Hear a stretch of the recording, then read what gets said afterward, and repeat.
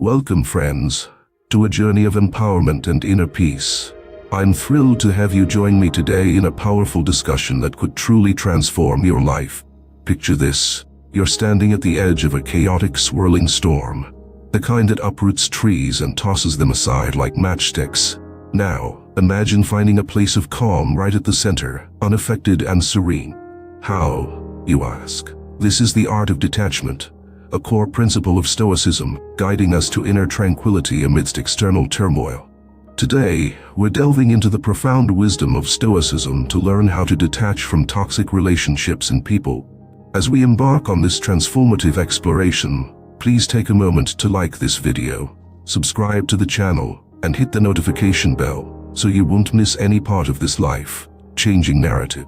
Remember, my fellow seekers of wisdom, just as the mightiest oak stands strong against the fiercest winds by bending and not breaking, we too can learn to detach with grace and emerge from adversity unscathed.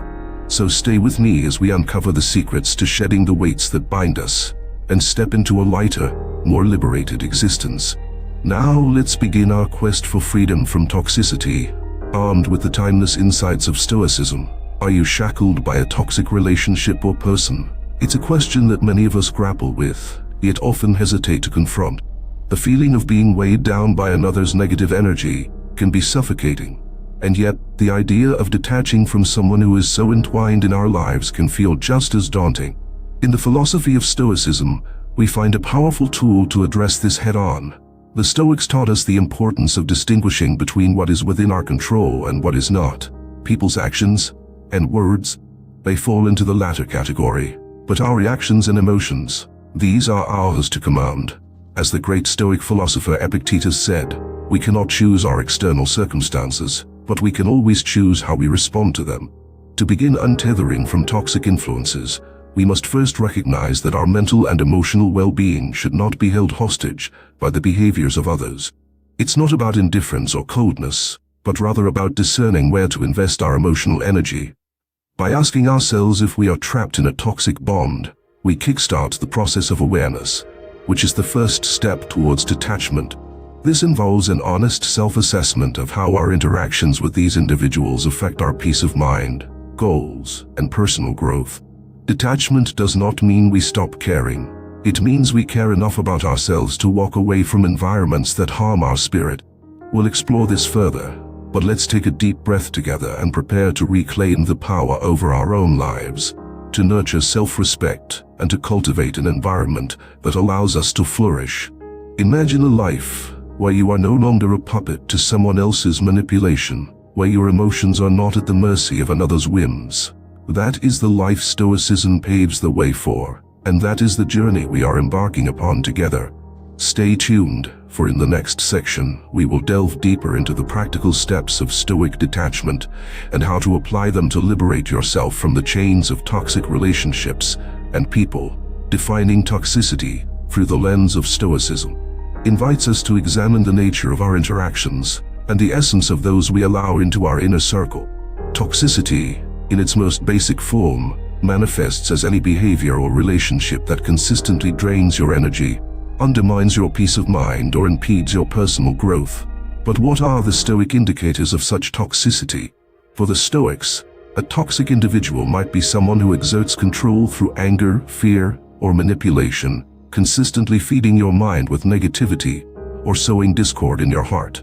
Such a person pulls you away from your Stoic ideal of living a virtuous, composed life. A toxic relationship, then, is one that keeps you from practicing wisdom, justice, courage, and self-discipline, the cardinal virtues of Stoicism. A toxic relationship is not necessarily one that is filled with overt aggression or malice. Sometimes it's subtler. It can be a friend who subtly belittles your ambitions, a family member whose constant pessimism weighs on you, or a partner whose jealousy stifles your freedom. The Stoics would see these as hindrances to your moral and rational progress.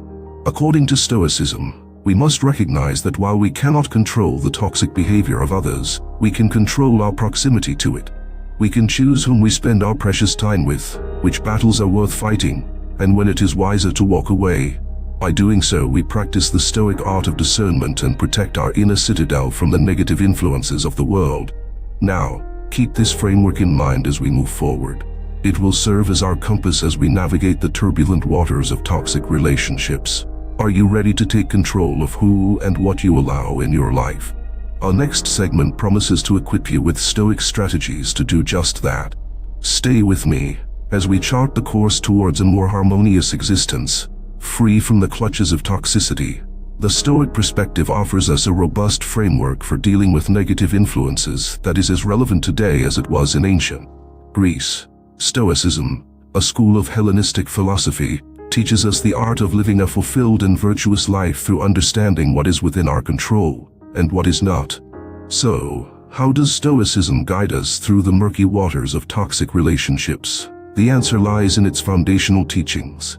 Stoicism instructs us to focus on our own actions, thoughts, and feelings rather than external events or the actions of others. It tells us that our power lies in our reaction, not in the events themselves. Imagine your mind as a fortress. Stoicism empowers you to fortify this fortress from the inside, making it impervious to the negativity that toxic relationships can bring. This doesn't mean putting up impossible walls against all emotions or connections. It means building resilience and wisdom and choosing how deeply we let others affect us. When confronted with negativity, a Stoic would turn inward, examining their own responses and deciding what aspects to accept or disregard. It's a practice of mindful reflection that asks you to consider, are my responses to this person's toxicity serving my well-being and virtue, or are they detrimental to my progress as a Stoic practitioner? The Stoics also emphasized the importance of surrounding ourselves with good influences. They believed that we become a reflection of our environment. Therefore, it's essential to cultivate relationships that are nurturing and aligned with our highest good, relationships that encourage us to thrive and practice those cardinal virtues of wisdom, justice, courage, and self-discipline. It's through this Stoic lens that we can begin to unravel the chains of toxic relationships. It's about harnessing the strength to remain calm when faced with adversity, to act with integrity regardless of others' actions, and to maintain a clear vision of who we are and who we aspire to be. So, as we adopt the Stoic perspective, we learn that detachment is not about severing ties with cruelty or indifference, but about making a conscious choice to prioritize our mental and emotional autonomy. It's about deciding that we will not be passive recipients of negativity but active cultivators of our own peace. In the next segment, we'll dive into practical strategies you can apply right now to start this powerful transition. Strategies rooted in Stoicism that will equip you to stand strong in the face of toxic influences. Stick with me, and together we'll learn how to apply these ancient techniques to modern challenges, bringing us one step closer to the tranquility and freedom that is our birthright. Remember, it's not just about weathering the storm. It's about learning to dance in the rain. Recognizing the signs you're in a toxic relationship is like reading the weather before a storm. It's essential to know when to seek shelter. Let's imagine what the wise Stoic philosophers might have tweeted if they navigated the tempestuous seas of modern relationships. Their timeless insights would probably look something like this. Sign 1. You're more confused than a chameleon in a bag of Skittles. If every interaction leaves you questioning your reality, it's a classic Stoic red flag. As Epictetus would say, it's not what happens to you, but how you react to it that matters. If your reactions are constantly being twisted, it's time to untwist yourself from the chaos. Sign 2. Your peace of mind is being stolen faster than Hermes' sandals. A Stoic treasures tranquility above all, and if someone's turning your inner sanctuary into a marketplace of drama, it's a sign to cash out. Remember, Seneca's Dems would remind us, we suffer more in imagination than in reality. Sign 3. You're putting in more effort than Sisyphus rolling his boulder uphill. Relationships should be a balanced equation, not a Herculean task. If you find yourself giving endlessly with little in return, even Marcus Aurelius would tweet, the best revenge is to not be like your enemy. Sign 4. You feel like Atlas, carrying the weight of their world on your shoulders. Stoicism teaches us the virtue of shared strength, but not to the point of bearing their whole world. Drop the globe. It's not yours to hold. As a tweet-friendly quote from Aurelius would go, reject your sense of injury, and the injury itself disappears. Sign 5. They're more unpredictable than Dionysus on a weekend bender. If their mood swings are wilder than a chariot race in the Circus Maximus, it's no environment for a Stoic heart. Stability and calm are key, and existing in a state of constant unpredictability is antithetical to the Stoic way of life. So dance away from their drama and find your own rhythm. And there you have it, my friends. The Stoic philosopher's guide to spotting toxic relationship signs with a twist of humor. Embrace these insights as cautionary tales, and you'll find yourself one step closer to detachment from the grips of toxicity, armed with a smile and the wisdom of the ages.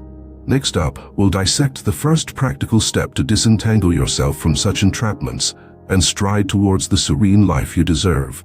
Stay tuned, for there is much more wisdom to impart.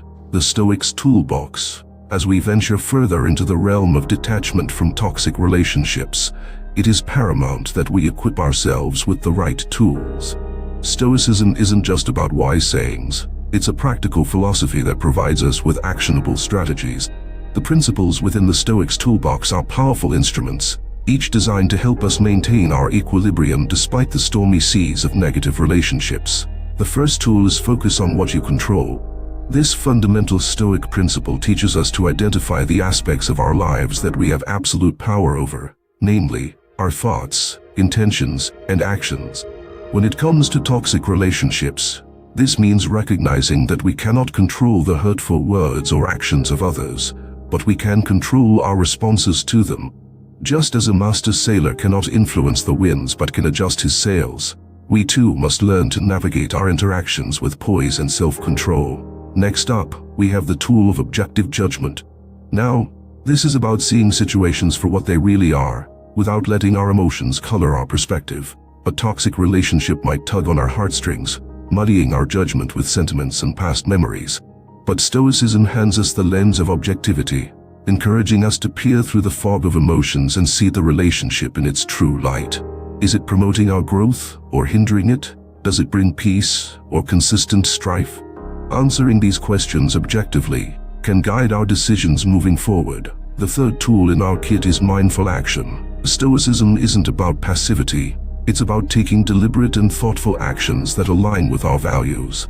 In dealing with toxic people, mindful action could mean setting boundaries, having honest but respectful conversations, or deciding when it's time to walk away. It's about acting not out of spite or anger, but from a place of self-respect and wisdom. Another invaluable tool is reflection and preparation. The Stoics were advocates of reflecting on one's day and preparing for the next. When reflecting on interactions with those who drain us, we can prepare for future encounters by rehearsing how we'll maintain our Stoic composure. This might involve visualizing a calm response to provocation, or mentally practicing assertiveness to protect our well-being. Lastly, embracing the whole. Stoicism teaches us to accept the whole of life, the good and the bad, recognizing that each experience has its place in shaping our character. By embracing the whole, we understand that toxic relationships too have their role. They can be powerful lessons in self-discovery and personal boundaries. Armed with these tools, we become architects of our own fate. We learn to cut through the chains of toxicity, not with bitterness, but with the strength and clarity that Stoicism instills in us. In our upcoming section, we will explore each of these tools in more depth, demonstrating how to wield them to forge a life of harmony and resilience. Join me as we continue to lay the groundwork for a life no longer overshadowed by toxic ties. Understanding control. Dive into what we can and cannot control, referencing Epictetus and the dichotomy of control. This concept sits at the heart of Stoicism and is one of its most empowering teachings. Epictetus, one of the most renowned Stoic philosophers, articulated this concept in what is now known as the dichotomy of control. He expounded on the idea that some things in life are up to us, while others are not. It's a simple yet profound distinction that can change the way we engage with the world. So, let's explore this concept in the context of toxic relationships and people. What we can control are our own beliefs, judgments, and actions. Therefore, regardless of what others say or do, we have the ultimate authority over our internal responses. We can decide not to let a toxic individual's words pierce our armor of tranquility, We can choose not to let their behaviors dictate our emotional landscape. In essence, we have the power to maintain our inner peace, even when external situations are chaotic. On the other hand, we cannot control other people's actions or feelings. It's futile to try to change a toxic person's behavior or to make them see things our way. Epictetus would advise us not to waste our energy on such endeavors, for they are beyond our realm of influence. Instead, we should focus on our own behaviors and how we react. But how do we put this philosophy into practice? It starts with self-awareness. We must regularly check in with ourselves and ask, is this within my control? If the answer is no, we must then make the conscious decision to let go and not let it disturb our inner equanimity.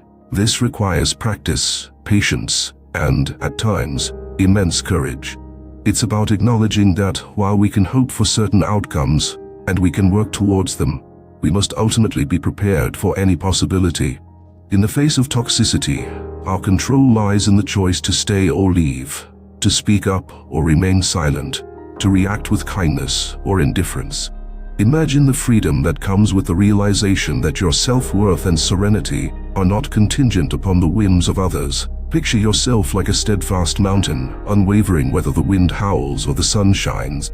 That is the power of understanding what is and isn't within your control. As we delve deeper into the teachings of Stoicism, we'll learn that the practice of differentiating between what we can and cannot control not only aids in detaching from toxicity, but also fosters a profound sense of liberation. Embrace this wisdom and watch as you start to transform challenges into opportunities for growth and toxic relationships into lessons in self-mastery. Stay with me on this journey. For our next segment, we'll delve into how to apply this understanding of control in practical, everyday scenarios. We'll examine scenarios where you might be tempted to exert control where it isn't possible, and provide Stoic strategies to help you navigate these situations with grace and balance. The art of detachment isn't learned overnight, but with each step, we grow stronger and more resilient. Join me as we continue to unravel the art of living well, free from the shackles of what we cannot control. Self-awareness, it's the linchpin that holds our understanding of Stoicism together. And when it comes to toxic relationships, it's our compass that shines a light on the role we play in the dance of dynamics. Now, let's take a moment to indulge in a little Stoic humor as we examine ourselves in this equation, shall we? Imagine you're at a banquet, the kind the Stoics might have attended, where life's offerings are spread before you. Some dishes are delectable, others not so much.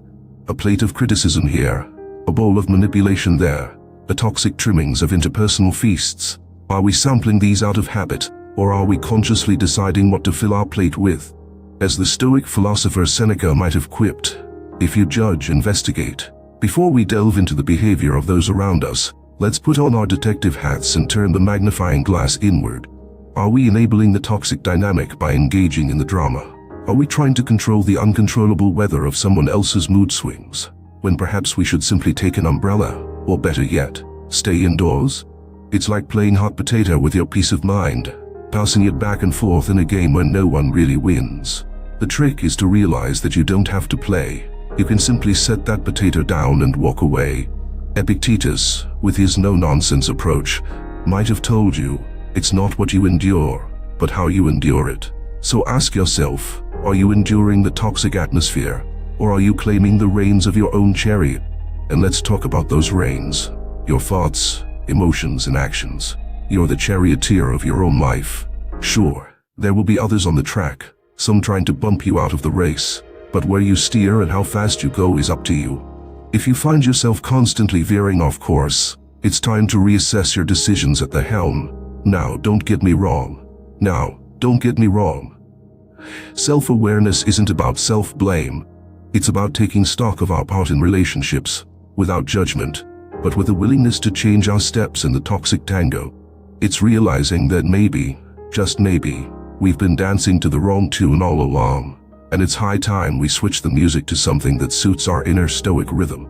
Self-awareness in Stoicism is the harbinger of change, inviting us to shift from being inadvertently complicit in toxicity to becoming champions of our own serenity.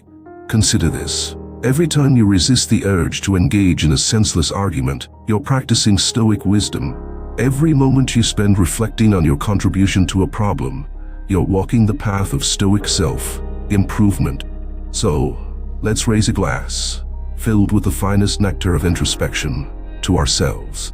May we have the humor to laugh at our follies, the courage to change our ways, and the wisdom to dine at the banquet of life selectively, savoring the good relationships and graciously passing on the toxic ones. In our next segment, we'll continue to build on this theme of self-awareness and examine how it's the bedrock for setting healthy boundaries. Boundaries that are not built like the walls of a fortress to keep everyone out, but rather like the gates of a city, allowing us to decide who enters and who does not.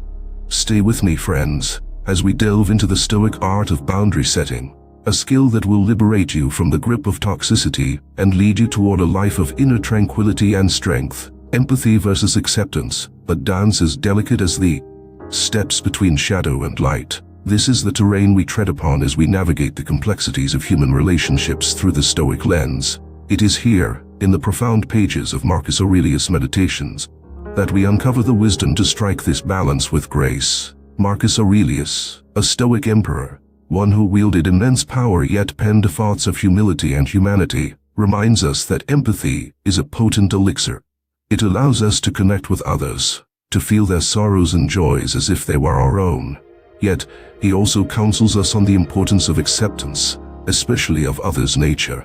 For the emperor, philosopher understood that each of us is sculpted by different forces, experiences, and choices, and so our natures are as varied as the landscapes of the earth.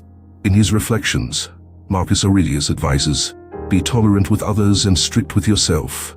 This is a stark reminder that while we extend empathy, we must also accept that we cannot change people.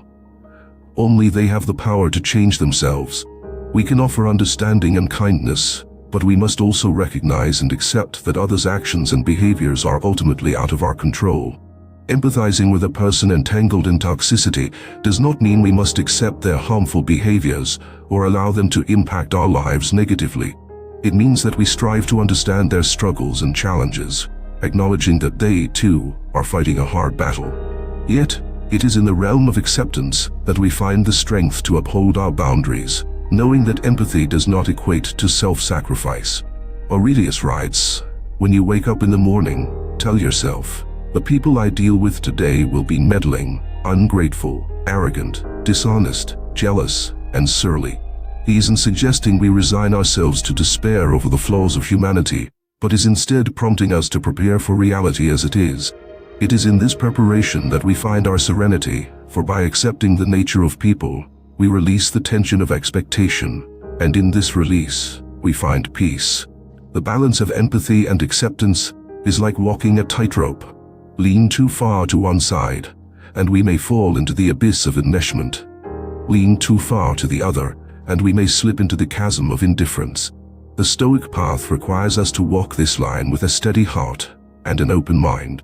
It is a path that asks us not to harden ourselves against others, but to fortify our own spirit so that we may offer compassion without losing ourselves to the whims of others' nature. In this way, empathy and acceptance are not at odds but are companions on our journey toward detachment. To empathize is to understand deeply, to accept is to let go peacefully, and it is in this sublime balance that we can maintain our inner citadel, unswayed by the storms outside. In our next segment, we will explore the powerful Stoic practice of perspective taking, which enables us to extend our empathy while solidifying our acceptance. We will delve into exercises that encourage us to understand others' viewpoints without losing sight of our own Stoic principles and the pursuit of inner tranquility. Join me as we continue to weave the golden threads of Stoic wisdom into the fabric of our daily lives, building a tapestry rich with equanimity and understanding. Technique 1. The view from above. Picture yourself ascending, moving higher and higher until you're looking down upon the vast tapestry of life. From this elevated perspective, what once seemed overwhelmingly close now appears distant and small. This is the view from above, a transformative Stoic technique, and it offers us a powerful vantage point to gain perspective on the complexities of our relationships. The essence of this practice is to mentally zoom out and view our lives from a cosmic perspective. In doing so, we see the minuteness of our problems and the brevity of our interactions. When applied to toxic relationships, this perspective shift helps us realize the insignificance of petty conflicts and the limited time we have to spend on negative influences. Imagine observing the Earth from space, where borders disappear and individual struggles blur into the grandeur of the universe. A toxic relationship, when viewed from this celestial standpoint, is reduced to a fleeting moment in the grand scheme of things. The person who seems so influential when you're up close fades into the sea of humanity when viewed from above. Employing the view from above allows us to detach emotionally from the situation at hand. We see the relationship not as the center of the universe, but as one thread in the grand tapestry of life. It reminds us that our time is precious, and spending it mired in negativity is a disservice to the miracle of existence. How do we put this into practice? Start by finding a quiet space. Close your eyes and visualize yourself rising above your immediate surroundings, your town, your country, and eventually the earth itself. Notice your concerns diminishing in size as you ascend. Reflect on how your current challenges, like toxic relationships, are just tiny parts of your life. Now, from this viewpoint, ask yourself, is this toxic bond worth the emotional real estate it's currently occupying? The view from above doesn't just reduce the perceived importance of our troubles. It also fosters a sense of unity with humanity. It helps us develop empathy by reminding us that everyone has their own struggles and stories. This doesn't mean we condone toxicity. Rather, it allows us to release the hold it has on us and respond with calm and clarity. As we journey back down to our lives, we carry with us the wisdom of this elevated perspective. We become more selective about who and what we allow into our inner circle, and we handle toxic relationships with a newfound tranquility, armed with the knowledge that they are but a small disturbance in an otherwise vast and beautiful existence. Join me in our next segment as we explore more techniques from the Stoics' toolbox. With each tool, we sharpen our ability to detach from the harmful effects of toxic relationships, empowering ourselves to live a life of virtue and peace. Remember, the view from above is not an escape from reality, but a gateway to a wiser, more composed reality. A vista of clarity that puts everything into its rightful place. Technique 2. Negative visualization. Let's delve into a time-tested Stoic exercise that may at first seem counterintuitive. It's called negative visualization, and it's about mentally rehearsing the worst-case scenarios. Now, before you think we're doom-scrolling through the annals of philosophy, let me assure you, this technique is a surprisingly effective way to reduce the fear that often binds us to toxic relationships. Imagine you're in the midst of a play, the stage set for a poignant skit. You're both the actor and the playwright, and in this performance, you're going to script out the most feared outcomes of detaching from a toxic relationship.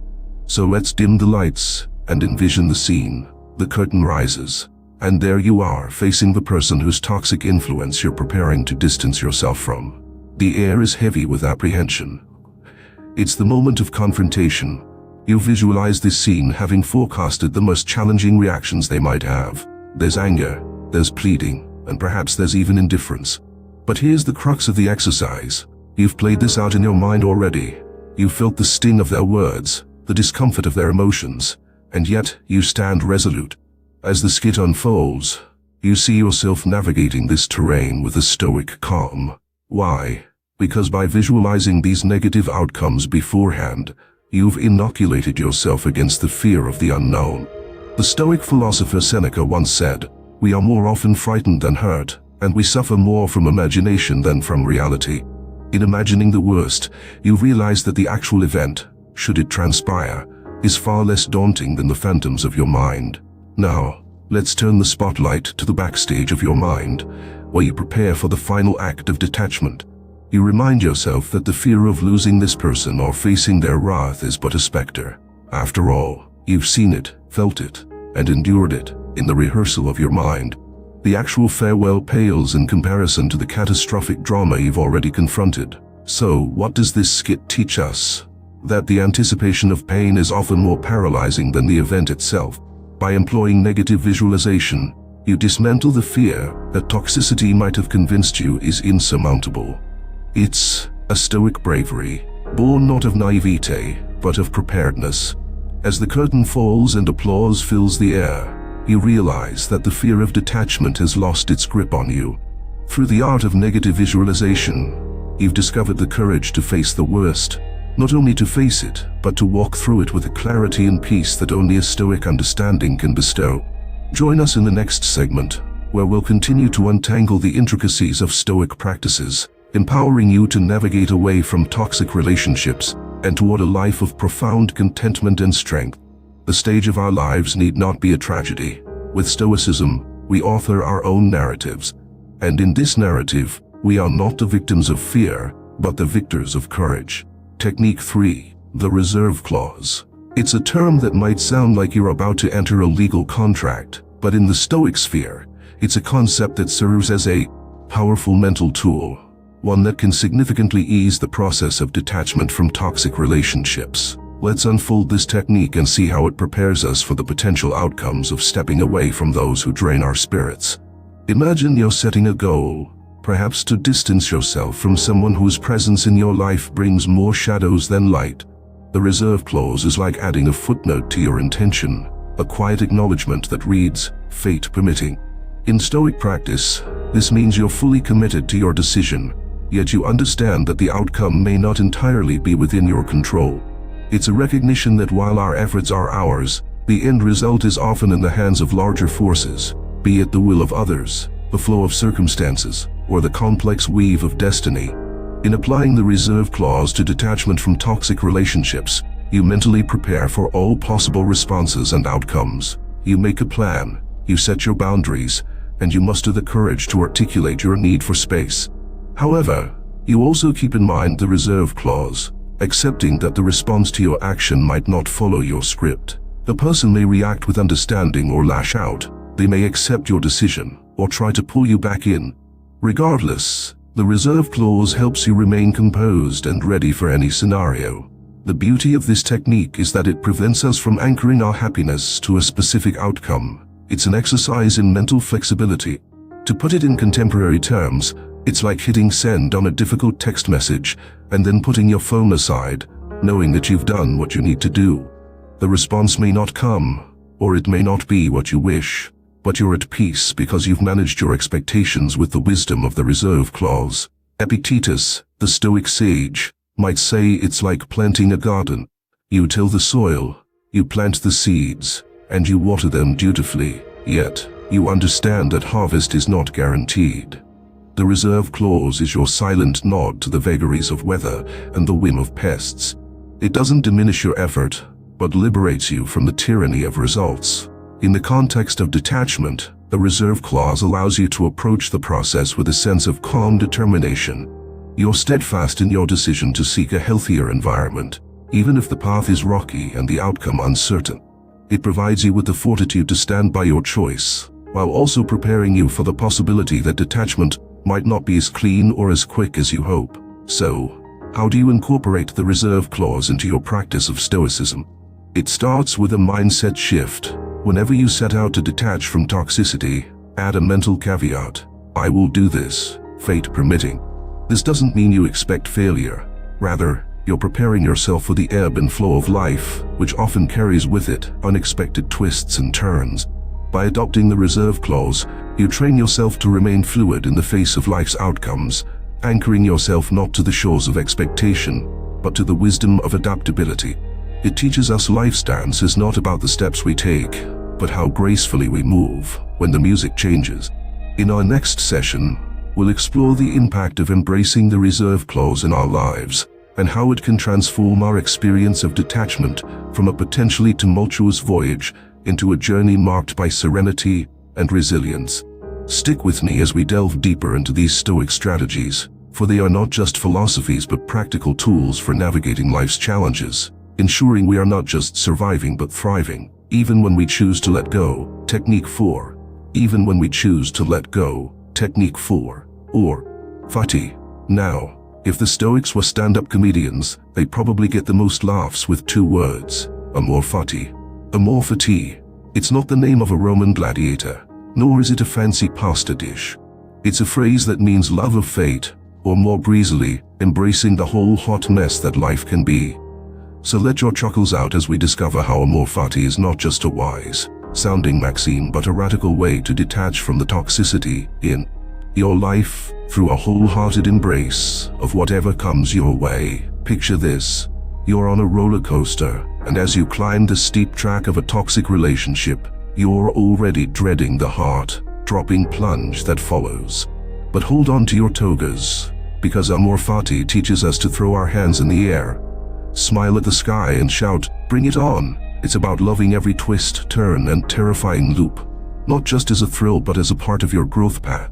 So, when dealing with a toxic person, instead of bracing for impact, you adopt the amor fati mindset. You see every snide remark, every eye roll, and every passive-aggressive text as an opportunity to flex your stoic muscles.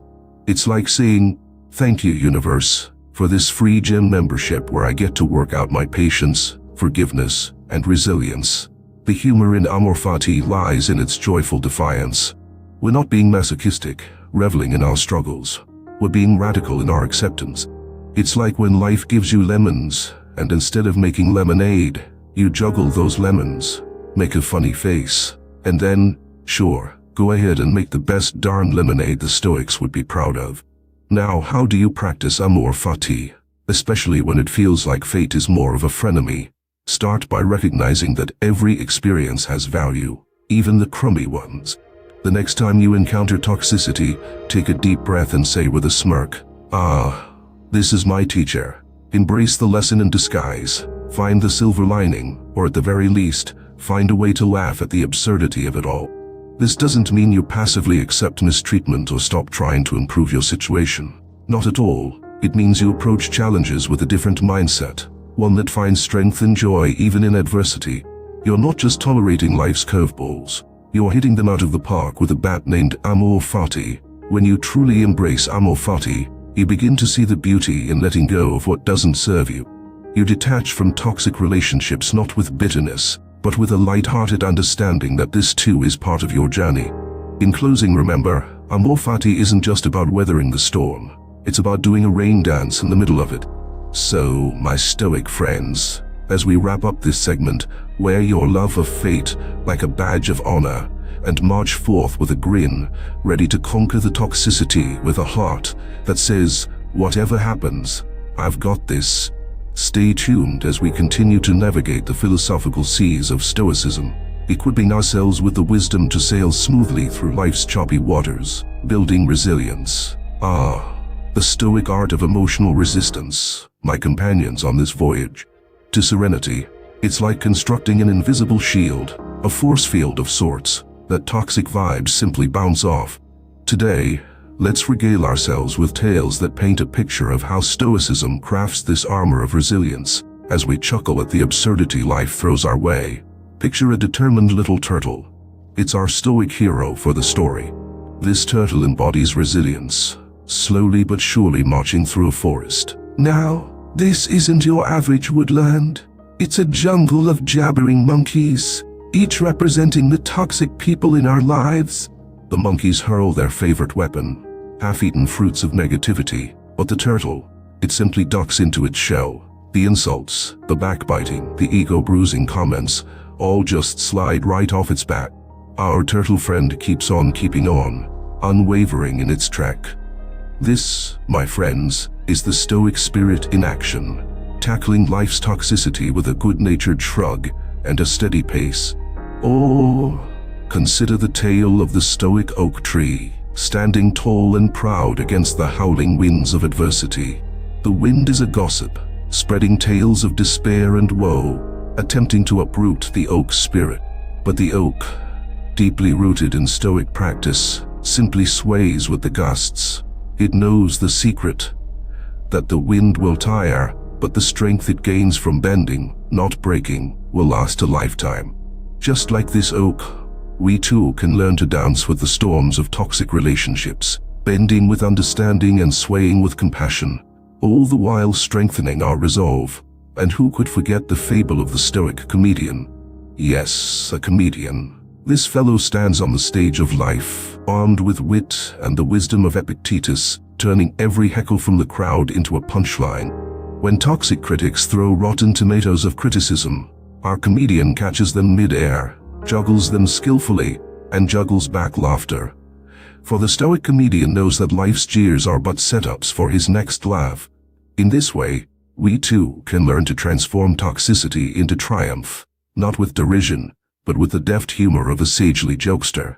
These stories, while whimsical, carry the essence of Stoic resilience. It's about wearing life's challenges as badges of honor, knowing that with each test, we're forging a more resilient self. We don't just survive the toxic arrows, we catch them, examine them, and then use them to write our own narratives of victory. So dear viewers, as we wrap up today's chapter, let's not forget our shield of resilience, humorously crafted by the tales of turtles, oaks, and jesters. The next time toxicity tries to breach your walls, remember these stories and smile. For in the heart of a Stoic, every challenge is an anecdote in the making, every trial a lesson learned, and every bout of negativity a chance to showcase the unyielding fortitude that dwells within us. As we bring this segment to a close, let's look forward to the next, where we'll explore the daily practices of Stoicism that keep our shields of resilience polished and ready. Prepare to be inspired, enlightened, and maybe even a bit entertained as we continue to build upon our Stoic foundations, turning the lead of toxic relationships into the gold of emotional fortitude.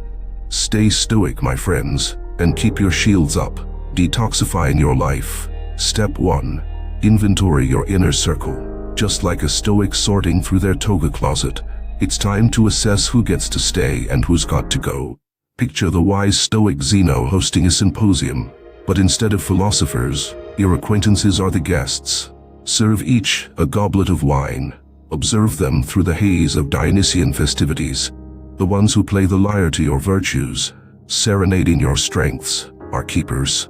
But the ones chugging down your spirits, leaving you with a hangover of self-doubt, time to show them the villa door.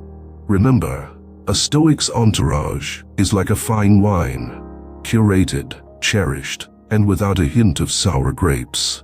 Step 2. Declutter your emotional space.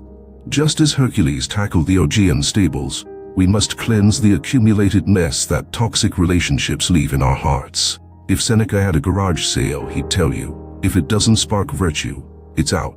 So roll up your sleeves and sift through the clutter. Keep the memories that teach lessons and the emotions that push you to grow, but if they reek of drama and chaos, toss them in the bin of bygones. It's not a chore when you're chucking out the trash that's clogging your Stoic flow. Step 3. The art of selective hearing. Imagine you're at a Roman forum, but instead of listening to the orators, you're tuning into the gossips. Marcus Aurelius would probably say, your ears are not dumping grounds for others' garbage. So, next time you find yourself amidst naysayers, channel your inner Stoic maestro and conduct the symphony of your attention. Focus on the constructive criticisms, the harmonies of genuine concern, and when the flutes of falsehood play, let your selective hearing filter out the cacophony. Step 4. Assert your boundaries with witticism. It's time to build your philosophical fortress, but instead of stone and mortar, use humor and wisdom. If a meddlesome messenger invades your peace, respond with a Socratic quip. I wish to dine alone tonight. Your presence is the only company I don't require. With a smile and a chuckle, your boundary is set.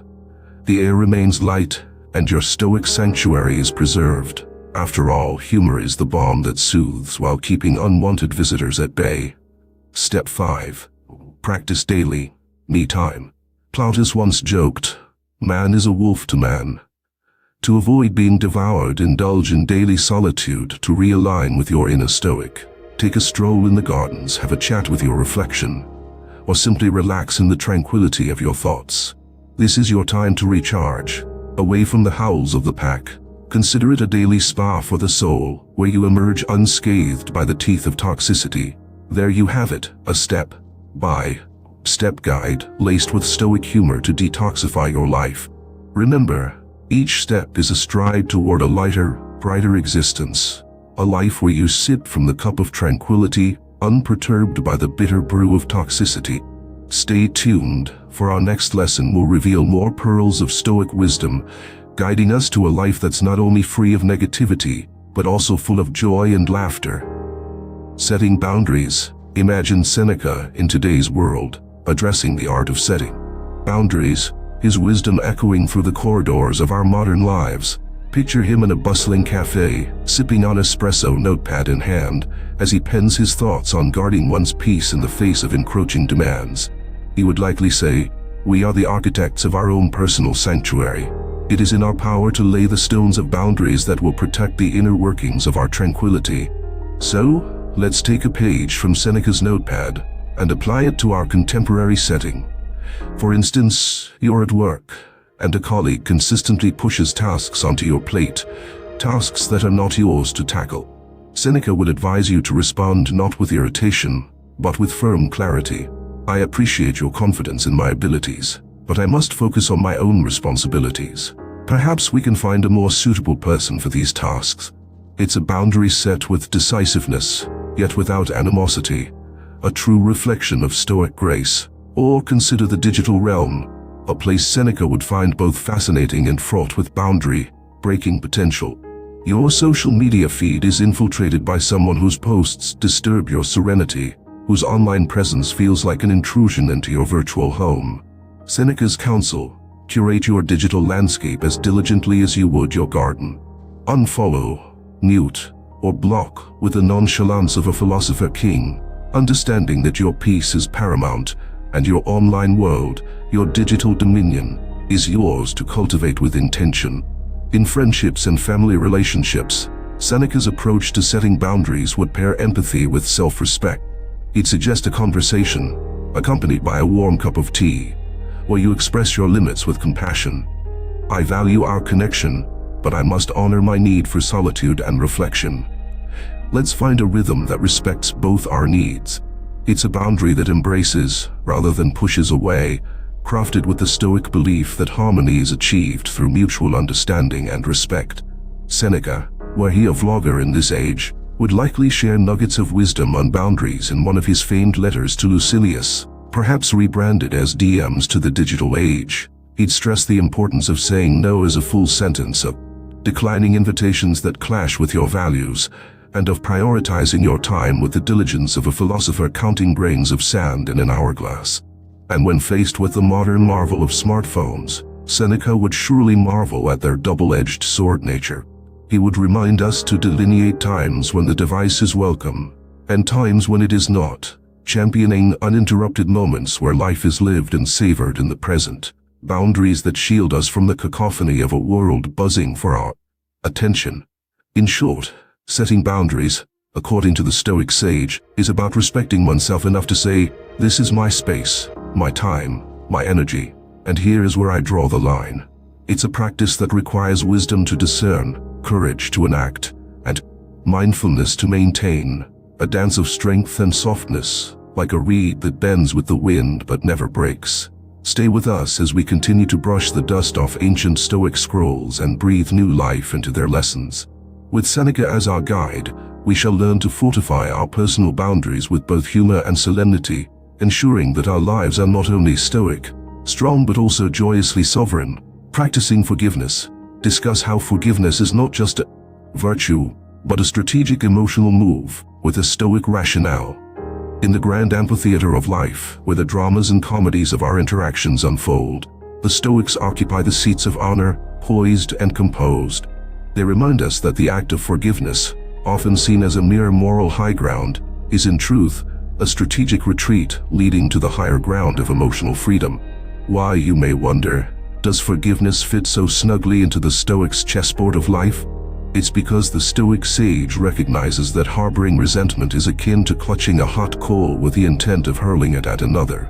The only one who gets burned is the one who refuses to let go. Forgiveness, then, is not about condoning toxic behavior or forgetting the wrongs. Instead, it's about releasing the toxic grip these misdeeds have on your peace of mind. Visualize yourself as a Stoic gardener, tending to your mind's garden. Grievances and grudges are like weeds that choke the growth of contentment and calm. Forgiving those who trespass against us is the act of pulling these weeds out by the roots, ensuring that they don't sap the nutrients meant for the flowers of virtue to bloom. In the very act of forgiveness, we reclaim our power over our emotional state, power over how much influence others have over our internal well-being. The Stoic philosopher Epictetus famously said, "It's not events that disturb people, it's their judgments concerning them." And so, if we judge an offense as something that can continue to disturb us, it will. But if we decide that it has no hold upon our present or future, the offense loses its sting. Forgiveness is a strategic emotional move, because it is essentially choosing not to waste resources, our valuable mental and emotional resources, on situations that cannot be altered. It's a recognition of the Stoic principle of understanding what is within our control. We can't rewrite history, we can't undo what has been done, but we can control our response. And the most liberating and stoically rational response is to forgive. Practicing forgiveness is also an exercise in practical wisdom, one of the 4 cardinal Stoic virtues. It requires discernment to see the long-term benefits of releasing anger, and the judiciousness to understand that this release is the path to true freedom.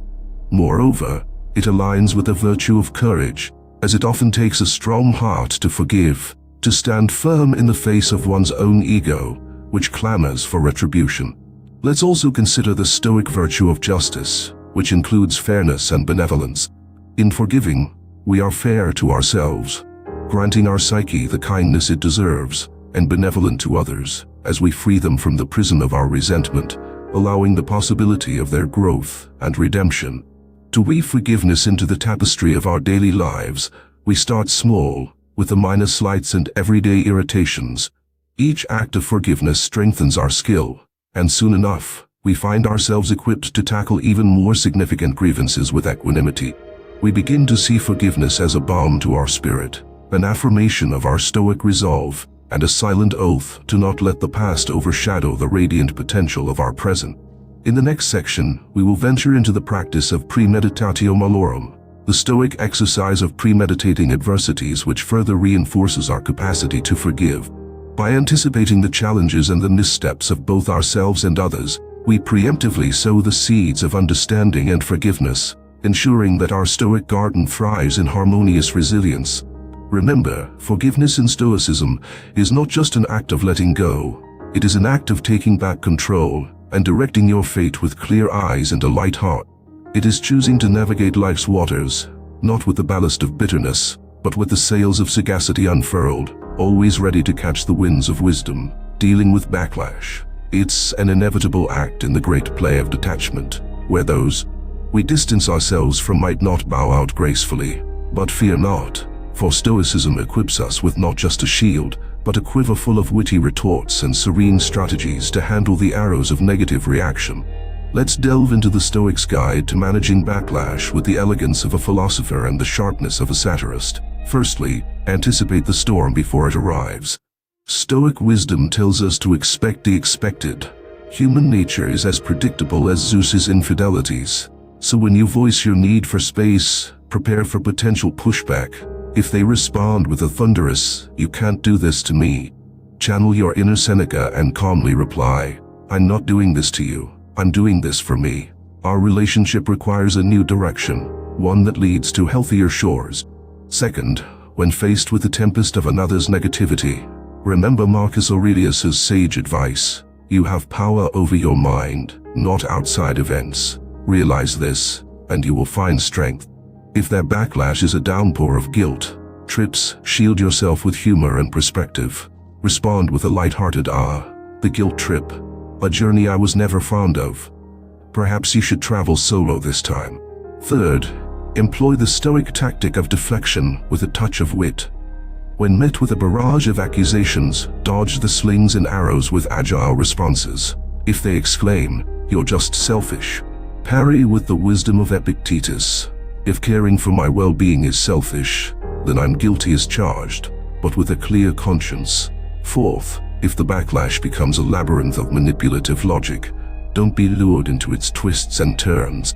Take a page from Diogenes' playbook and shine the lantern of truth on their fallacies. Should they say, "You'll never find anyone else who puts up with you," counter with, "And yet, I remain hopeful that the fates have a more uplifting plot in store for me." Finally, when all else fails, emulate the Stoic practice of disengagement. Not with coldness, but with the serenity of a sage, who knows when the stage is set for an exit. If persistence prevails and they continue to protest, deliver a line worthy of a Stoic's closing act. Your passion in this discourse is commendable, but it seems our thoughts are like parallel lines, destined never to meet. Let's part as philosophical friends. I'll remember you fondly in the footnotes. In dealing with backlash, Stoicism teaches us that our own peace of mind is the prize. Through humor and wisdom, we can navigate the choppy waters of detachment with a smile on our lips and tranquility in our hearts. As we bring this segment to an end, let us step forth with the confidence of a Stoic comedian, knowing that whatever lines the next act may hold, our script is written in the indelible ink of equanimity. In the coming segment, we shall converse about turning Stoic theory into daily practice. We will discuss how to transform these philosophical musings into actionable steps that fortify our newfound freedom from toxic ties. Join me as we continue to distill the nectar of Stoic wisdom and quaff it with the gusto of those seeking not just to survive, but to thrive in the face of life's absurdities, creating a support system. The quest for one's Stoic tribe. Fellowship of like-minded souls who offer support as sturdy as Hercules' pillars. Imagine setting sail on the choppy seas of life, where toxic relationships are the Scylla and social isolation the Charybdis. Now think of your support system as your very own Argonauts, valiant companions ready to man the oars and navigate through tough waters with you, preferably without the mythical beasts. Finding your Stoic tribe is essential. After all, even Marcus Aurelius had his inner circle to ruminate over the complexities of existence, though with a lot less technology and a lot more togas. Your tribe is a group that understands you, challenges you, and appreciates a good philosophical banter over a cup of ambrosia, or a coffee, if the nectar of the gods is hard to come by.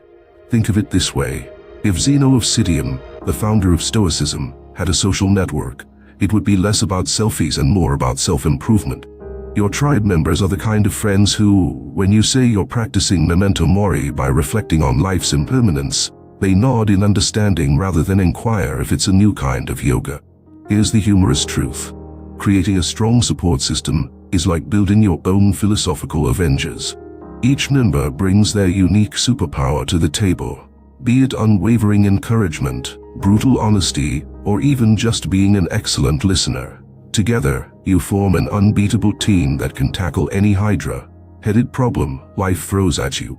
To assemble your Stoic squad, start by seeking out those who grasp the value of virtue over vice and self-control over self-sabotage.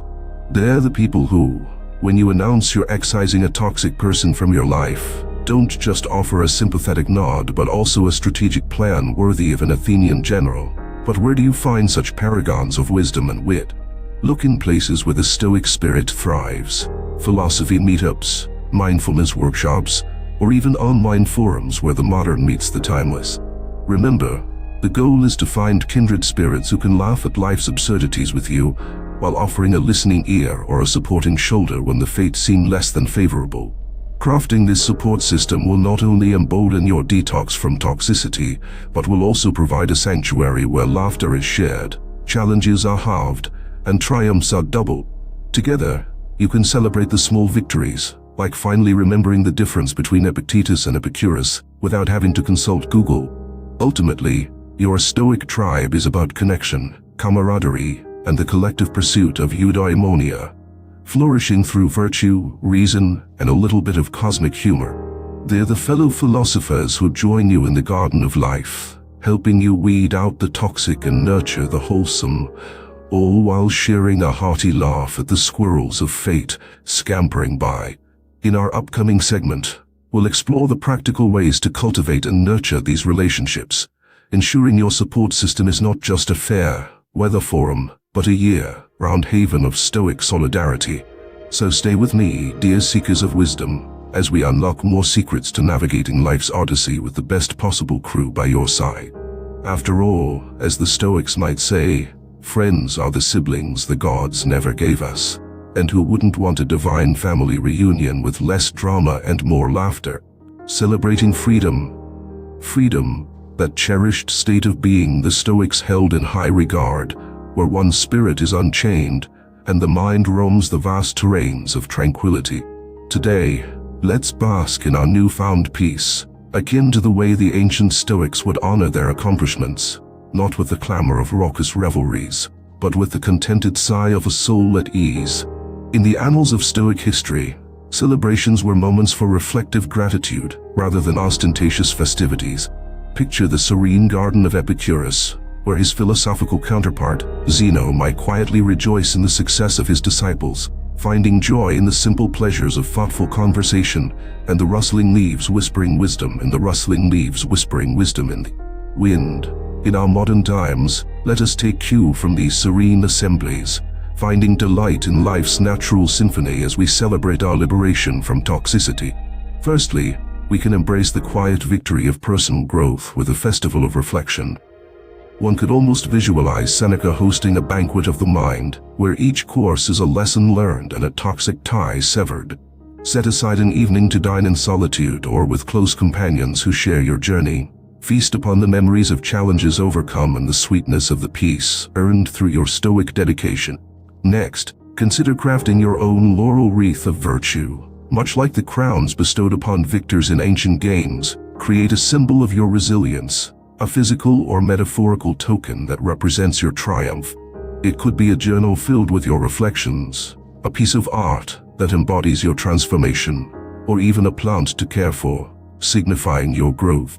Let it be a reminder of the freedom you've bravely claimed, as well as the virtues of courage, temperance, and wisdom that guided you. Another way to celebrate your freedom is through a walk of serenity. Imagine yourself as a Stoic philosopher, wandering the streets of Athens, your thoughts as free as the birds above. Take a tranquil walk in nature or a quiet city stroll, absorbing the sights, sounds, and scents around you. With each step, acknowledge the absence of the burdens you've cast off, and with each breath, inhale the pure air of autonomy. Furthermore, engage in a dialogue of delight with your Stoic comrades. Unlike the symposiums of old filled with heady debate, let this be a light-hearted exchange of stories that reflect how far you've come. Share anecdotes of freedom, recount tales of the moments when you first noticed the weightlifting, and revel in the camaraderie of those who've walked the path of detachment alongside you. Lastly, pen a letter of liberations to yourself, much in the fashion of Marcus Aurelius's thoughtful meditations. Detail the bravery it took to step away from toxic ties, the wisdom you've gained, and the tranquility that now colors your days. Seal this letter and revisit it on future anniversaries of your freedom, to remember and rejoice in the ongoing journey of your Stoic life. So, let us celebrate our freedom, not with boisterous fanfare, but with the gentle appreciation of a philosopher. For in the quiet moments of reflection, in the symbols of our strength, and in the companionship of our Stoic brethren, we find the truest celebrations of peace. Remember, as the Stoics taught, freedom is not found in externalities, but within the well-tended garden of the mind where joy and peace bloom in abundance. Stay with me, dear viewers, for in our next chapter, we'll explore the maintenance of this freedom, ensuring the roots of tranquility grow deep and the fruits of joy are harvested in abundance. Together, we'll continue walking the path of the wise, our steps lightened by the shedding of toxic bonds, and our hearts buoyed by the laughter that comes from the deepest wells of freedom. Maintaining your Stoic practice in the grand theater of life, where every day is a new scene upon the stage. It is essential to rehearse our Stoic exercises daily to avoid the snares of future toxic ties. Like the wise Epictetus navigating the bustling markets of ancient Rome, let us walk through the agora of our modern world with intention and mindfulness, keeping our Stoic lessons close to our hearts.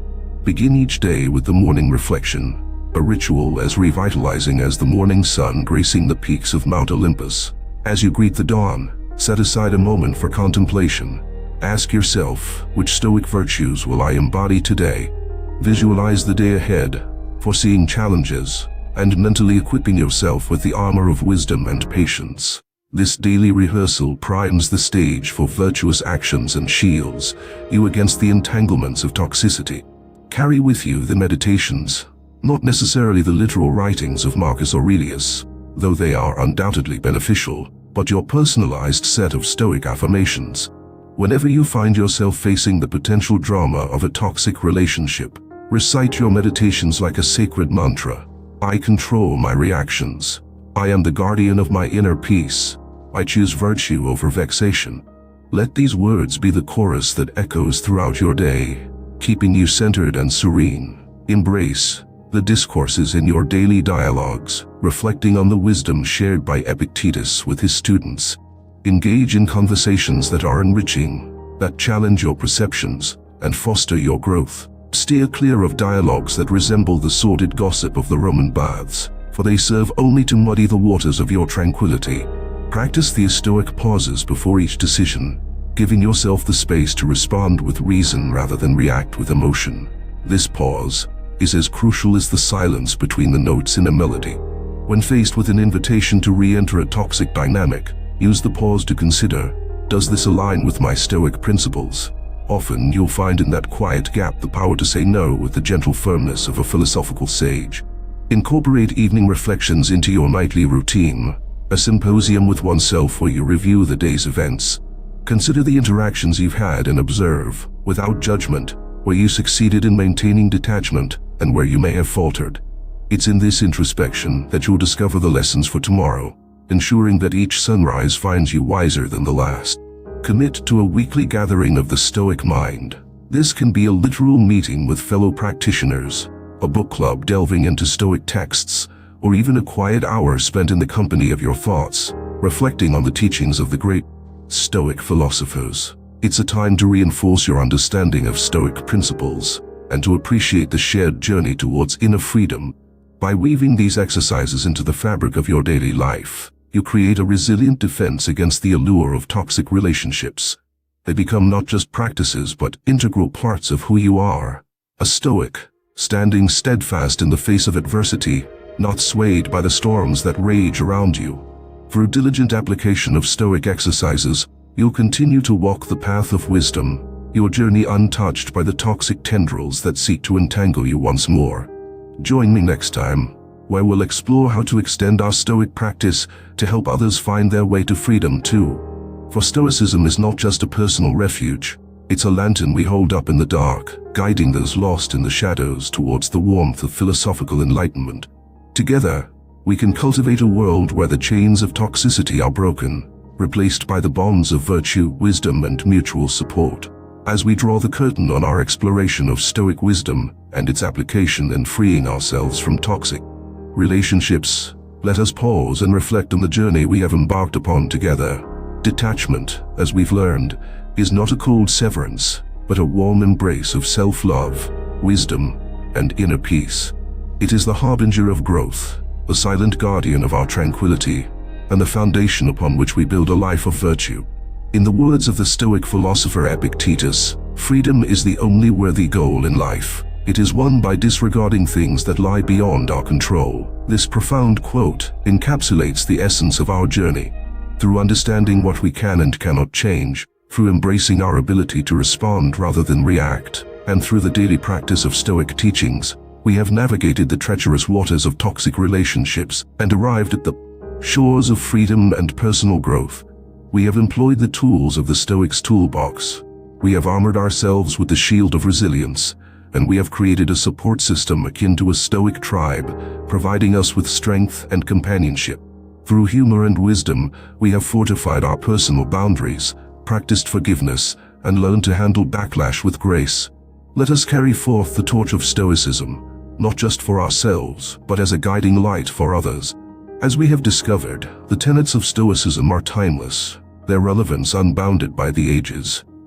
They offer solace, not just in detachment from toxicity, but as waypoints on the path to a well-lived life.